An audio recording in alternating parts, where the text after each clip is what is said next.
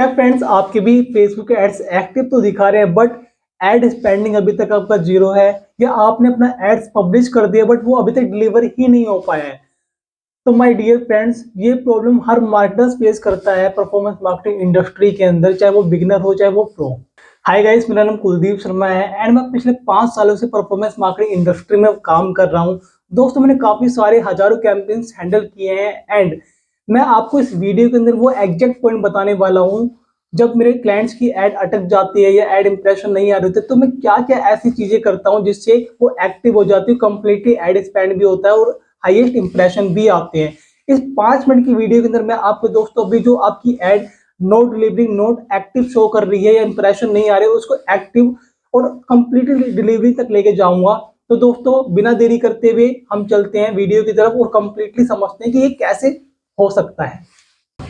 अब दोस्तों, जैसे कि मैंने कंप्लीटली अपना एड मैनेजर अपना ओपन कर लिया है, अब मैं आपको कंप्लीटली वो 5 चेक पॉइंट्स बताऊंगा जिसकी वजह से आपकी एड जो है वो रुक जाती है या इंप्रेशन नहीं आ पाते या फिर स्पेंडिंग जीरो होती है बट एक्टिव शो करती है।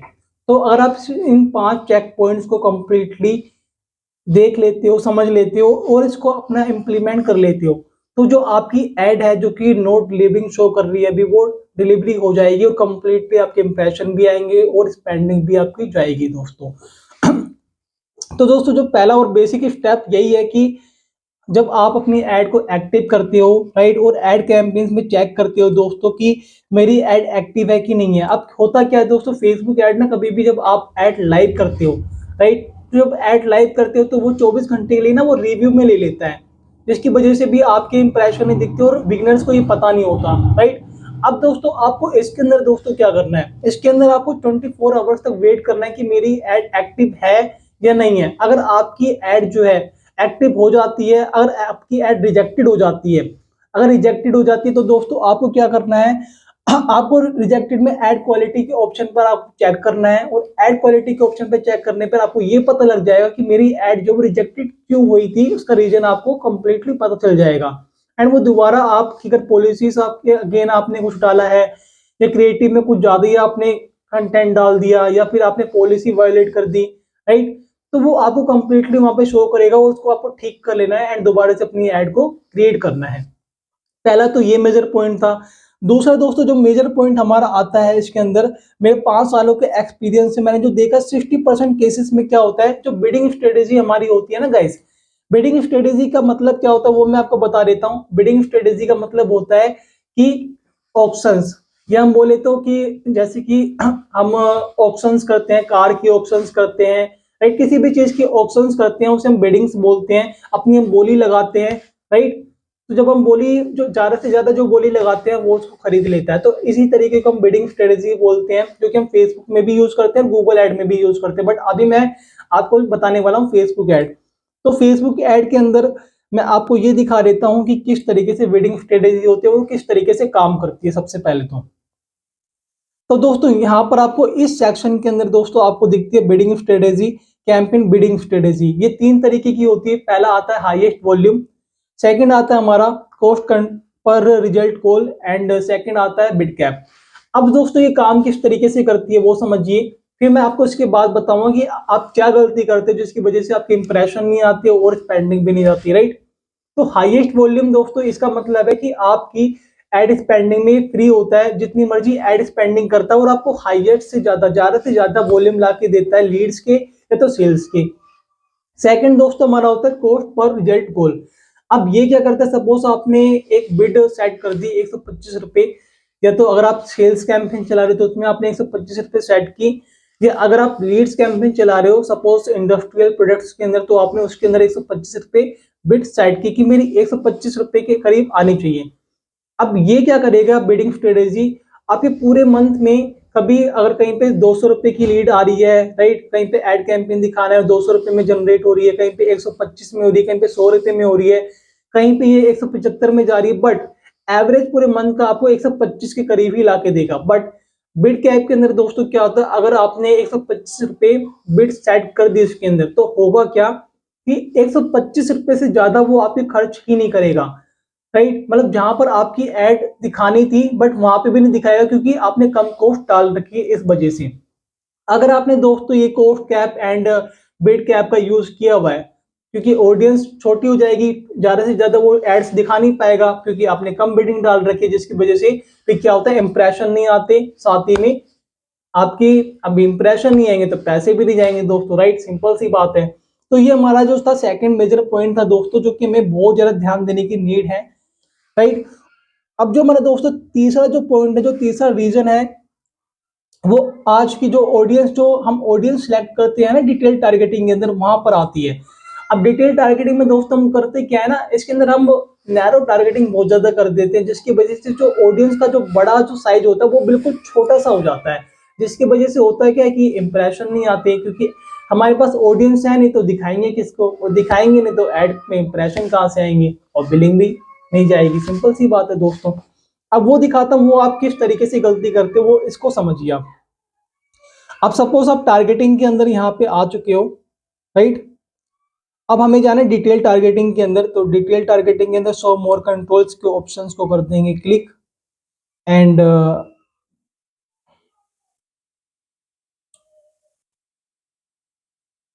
यहाँ पर हम चेक कर लेंगे सजेशन परफॉर्मेंस, शो सजेशन। अब यहाँ पे दोस्तों में डिटेल टारगेटिंग का ऑप्शन दिख रहा है, इस पे हम क्लिक करेंगे। अब सपोज यहाँ पे मैं डालता हूँ वेस्ट मैनेजमेंट क्लीनिंग, ये एक इंडस्ट्रियल कीवर्ड है दोस्तों, राइट। एंड ये गया हमारा इंटरेस्ट में। अब इंटरेस्ट में जैसे कि मैंने ले लिया वेस्ट मैनेजमेंट क्लीनिंग, अब मैं क्या करूंगा, डिफाइन फर्दर करूंगा कि इसके अंदर मुझे और ज्यादा डिफाइन करना है ऑडियंस को, और ज्यादा बारीक ऑडियंस चाहिए मुझे इसके अंदर। अब बारीक ऑडियंस क्या चाहिए मुझे, वेस्ट मैनेजमेंट जो हमारा एक इंटरेस्ट है, इसके अंदर मुझे बिजनेस ओनर्स चाहिए ओनली, राइट। तो मैं बिजनेस ओनर्स को डाल दूंगा।